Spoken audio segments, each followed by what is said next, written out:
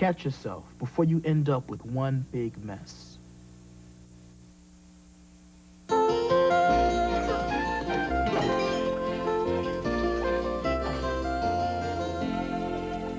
When The Tin Toy won an Oscar back in March as Best Animated Short, it was a victory not only for Pixar, the company that made it, but also for the computer. It's about a baby's encounter with his wind-up toy. It is the first Oscar winner ever to be animated by computer, and it could be the beginning of a new age for animation.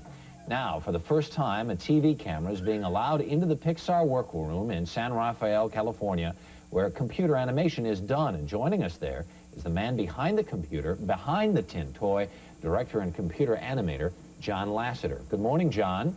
Morning, Harry. Tell me what is in front of you right there. What's in front of me is a 3D digitizing station. It's very similar to, you know, a Macintosh, like you have the mouse. That's two-dimensional. This is three-dimensional. I have this little wand, and I can take and see how I can use it as a camera, is one mode, and move in and out.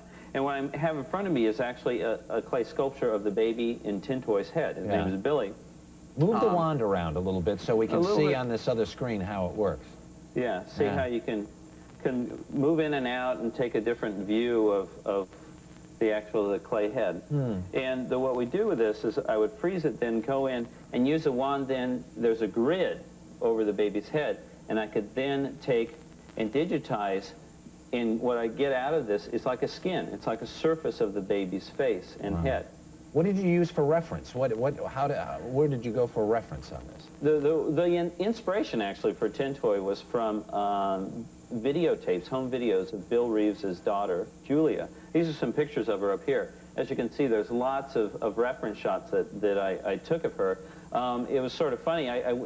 Once I realized that I wanted to animate a baby, I went around to friends who had babies and say, hey, do you have any home videos?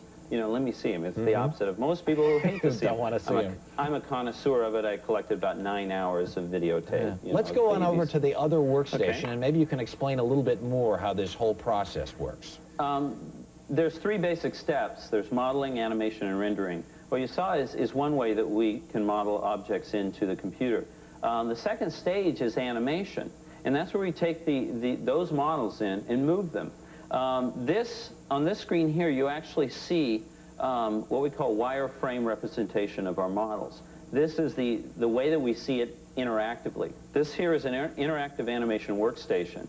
The software for this was written by Bill Reeves and Evan Osby. It is designed so a traditionally trained animator can use it, and that's very important because we see the role of the computer as a tool, not as the thing that creates the animation from scratch. It's a tool. My background is a Disney animator. I worked at the Disney studios for a number of years and got my training there. So it's very important for me to be able to interact with this computer, and so I can do it. The wireframe now is just, as you can see, it's like transparent wire representation. This here is after the computer does the third stage, which is rendering. And putting the skin on it, as it were. Yeah, or coloring the skin. The skin is already there, but it's like now you define the color. You know, what color is his hat going to be? Oh, it's going to be red. You know, how shiny is it going to be? Well, we want it to be really shiny because it's enamel paint. What's the floor going to look like? Well, we want it to be a wood, you know, hardwood floor. And lots of stuff flying by. How is all of this best used? Show us this other little station here.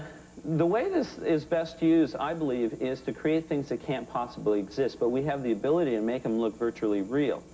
And we've done work in special effects for feature films, Star Trek II, The Wrath of Khan, and Young Sherlock Holmes. And in Young Sherlock Holmes, they came to us, the producers, and said, you know, we don't know how to create this stained glass knight jumping out of a window. It's supposed to be 18th century glass. So we used the technology that we had to create, you know, the surface on the same polhemus the same 3-space digitizer that the baby's head was. We had a model of the stained glass knight where we digitized those, and then we used texture mapping, which is the way that we can put the wood grain on the floor. We use that to create the look of the stained glass, you know, the bubbles, the dirt, and so on. It looks like you're having too much fun. Yeah, well, no, we do. We have just too much fun for one human to do, so therefore we have a whole staff of humans. Yeah, and what are you working what are you working with 3D? Oh, 3D? Well, our next film we're doing in 3D, this kind of 3D, yeah.